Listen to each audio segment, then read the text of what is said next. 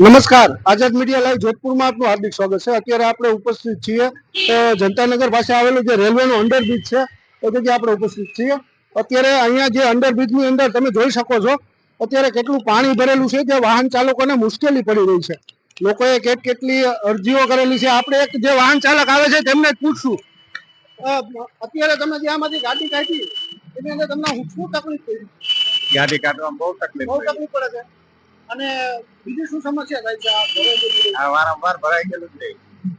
એક બીજા વાહન ચાલક પણ આવે છે એમને પણ આપણે પૂછીએ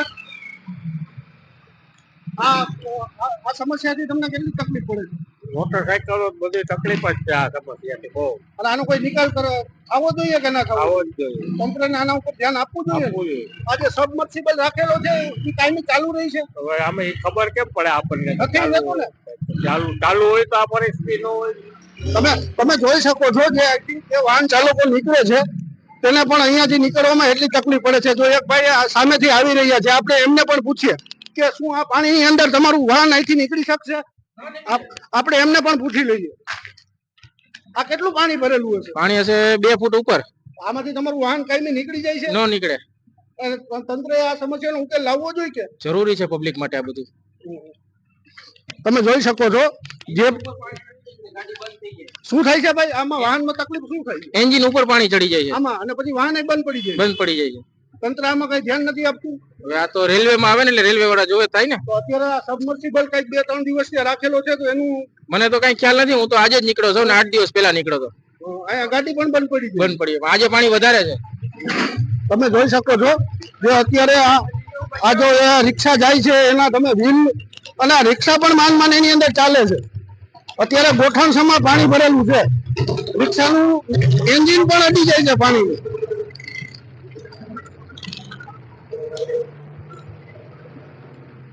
જો આ ગાડી ચાલક જાય છે એનું એન્જિન પાણીમાં ડૂબી રહ્યું છે। આપણી સાથે એક જે અહીંથી રોજે શાકભાજીની લારી કાઢે છે તેવા એક ભાઈ છે આપણી સાથે જોડાયા છે। તેમની સાથે આપણે વાત કરવાનો પ્રયત્ન કરશું। અમે 365 દિવસ લારી કાઢવા જોઈ છીએ। 365 દી અહીંયા પાણીનો પ્રવાહ એક ધારો ભરેલો રહે છે। શિયાળો હોય, ચોમાસું હોય, ઉનાળો હોય, ગમે તે ઋતુ હોય આ પુલ ખાલી થતું નથી। અને માથે પંપ મૂક્યો છે પાણીનો પેસનો નીકળતો નથી। નિકાસ કરવા કોઈ આવતું નથી। ફોન કરી છીએ કોઈ જાતનો જવાબ નથી આવતો અમારી માટે। અમારે શું કરવું? અમારે ધંધા પાણીએ જવું કે ન જવું? અમારે ઘરે બેઠું બેરોજગારી કરવી અમારે? આ લોકોને ખબર ન પડે કે આ પુલ નિકાસ કરવું પડે? રેલવે વાળા લોકો છે તમને જે વાંધો હોય તો રેલવે કેનેલ નું કાઢો, જે વાંધો હોય કાઢી નાખો। એટલે તમે જે અહીંયા કયા નંબર ઉપર કોલ કરીને તમે તમારી સમસ્યા? અમે પાછળથી કોલ કર્યો હતો પણ અમને જવાબ એવો આપ્યો ભાઈ અમને આવી જાવ, અમે કામ કરી જાવ। હજી 15 દી થયા હજી કોઈ આવ્યું નથી કરવા કાંઈ। જે સબમર્સિબલ મૂકેલો છે એ કોઈ ચાલુ કરતા જ નથી। કોઈ એમને એમ પડ્યું જ છે। ચાલુ કરવા આવે કોઈ ચાલુ કરી ન વગે એમને મોયા જાય પાછા। દેખાવ પૂરતું બતાવવા પૂરતું મૂકી દીધું ખાલી એમને કે આ પાણી નિકાલ થતો છે નહીં કાંઈ। અમારે હવે શિયાળો હોય ને આમાં પાણીમાં નીકળવું, કોઈ ભણવા જતા હોય, કોઈ જાતનું કોઈ હોય તો એ લોકો શું કરે? ગાડીઓ હોય અત્યારે ગાડીઓ બંધ થઈ જાય, આમાં રેકડીઓ કેમ કાઢવી? અત્યારે તો આ મેન રસ્તો હશે ને? અમારી માટે મેન રસ્તો મારા દાસી જીવન પડામાં શાકભાજી વેચવા જવું એટલે મારે મેન રસ્તો હોય આ। અહીંયાથી તો સ્કૂલ વાહન પણ નીકળે છે। કોઈ વાહન નીકળે પણ બંધ થઈ જાય છે, ગાડી બધી બંધ। આપણે તમે કઈ આવતો ના બાજુ પાછળ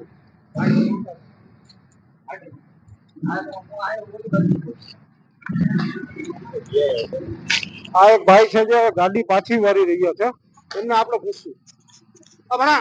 તમે કેમ ગાડી પાછી વાળી લીધી? मैं पाछी मतलब मेरे को गुजराती नहीं आता, मैं हिंदी वाला हूँ। अच्छा, गाड़ी आपने मोड़ क्यों ली? पानी ज्यादा है इधर और मेरे को लग रहा है साइलेंसर से ऊपर पानी है। साइलेंसर के ऊपर पानी? कल मैं गया था तो मेरा दूसरा गाड़ी वो प्रॉब्लम हो गया तो मैं उसको रिपेयरिंग में लेके आया। ये आज दूसरा लेके आ रहा हूँ तो यहाँ से मतलब 15 दिन से ये ऐसे 15-16 दिन हो गया ये फुल पानी रहता है। कोई इसकी सुनाई मेरे हिसाब से नहीं हो रही। ऐसा है। 15 दिन से भरा हुआ? हाँ 15 दिन से मैं जाता हूँ, मेरा रेगुलर काम है। अरे एक कारखाने में जाता हूँ, यहाँ से ही निकलते हो? यहाँ से मतलब दिन में एक बार तो पक्का निकलना ही पड़ता है। ऐसा है। और ये गंदगी वाला पानी इधर ही रहता है, ये बात।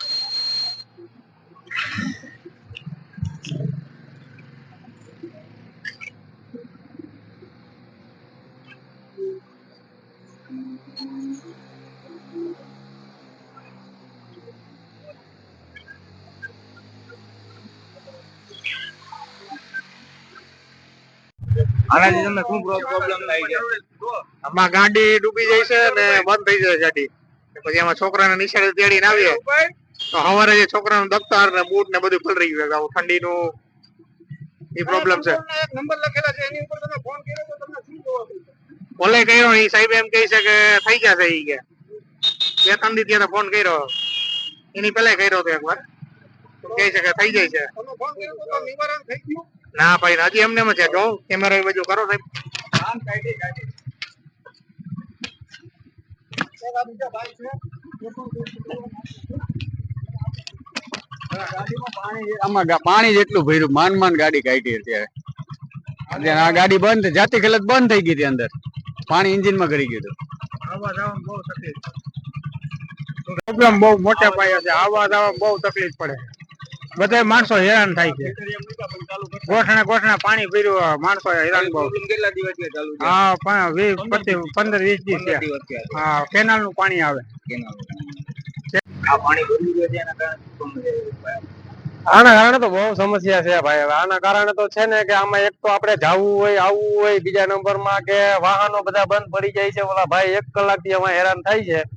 હું 7 વાગે નીકળો તો ત્યારે બીજા ભાઈ હતા, આજે આ ભાઈ છે બીજા ભાઈ આવી ગયા. એની પેલા એક ભાઈ હતા, એને આવી જ પ્રોબ્લેમ એને ભોગવવી પડતી હતી. અત્યારે આમાં આ પ્રોબ્લેમ આ રહેવાની જ છે જ્યાં સુધી આ પંપ મૂકેલો છે.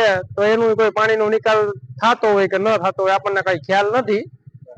આપણે જોઈએ કે ભાઈ પંપ છે એમ, પણ આ પાણી તો ઓછું આમાં કઈ થતું છે જ નહીં. આને હાલાકી છે હમણાં એમ. અને જવા આવવા વાળા વ્યક્તિને એટલી પરેશાની થાય છે કે એની કોઈ વાત કરો માં એમ.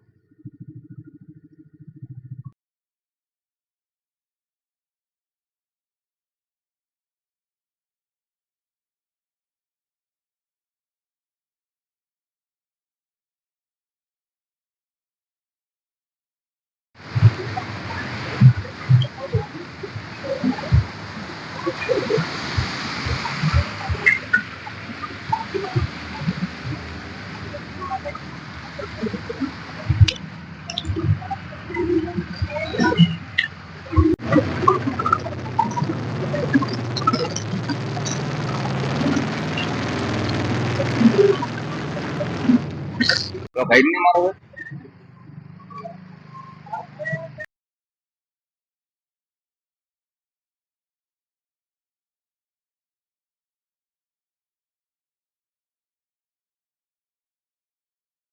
શું નામ? સત્યપાલભાઈ વાળા. શું સમસ્યા છે?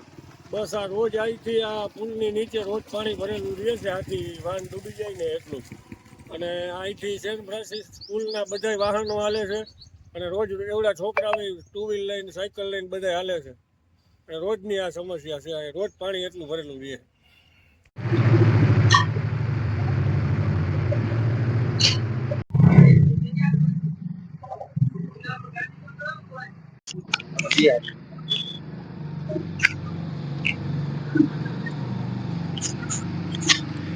એક બીજા ગાડી વાળા આપણી પાસેથી નીકળે છે ને પૂછવાનો પ્રયત્ન કર્યો.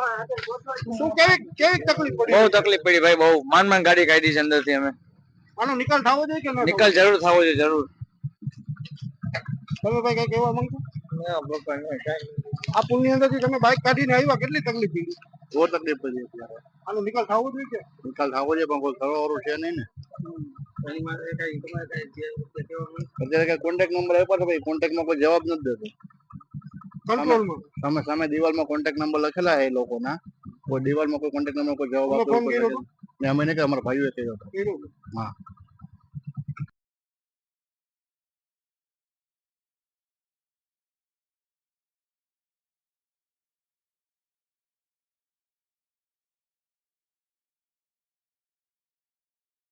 સમય પહેલા જ આ રેલવેના અંડરબ્રિજ નું કામ કરવામાં આવ્યું હતું અને આ કામની અંદર વ્યવસ્થિત રીતે બધું 15 દિવસ તો આ પુલ પણ બંધ રહ્યો હતો.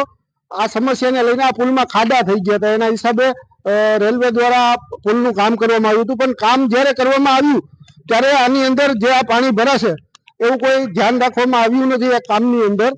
અને એના હિસાબે જે સામે દેખાય છે ત્યાં એક પાણીનો નિકાલ હોવો જોઈએ, નિકાલ પણ બરોબર છે નહીં.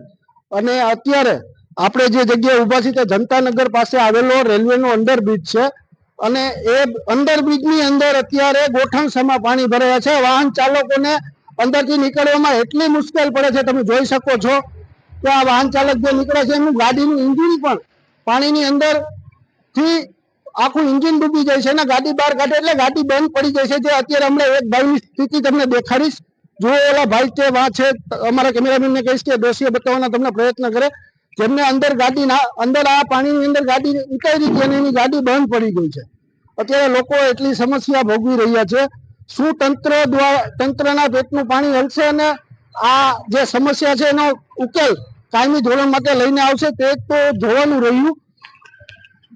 ને આવા નિરંતર સમાચાર જોવા માટે અમારી ચેનલ આઝાદ મીડિયા લાઈવ જેતપુરને લાઈક કરો, સબસ્ક્રાઇબ કરો અને ફોલો કરો.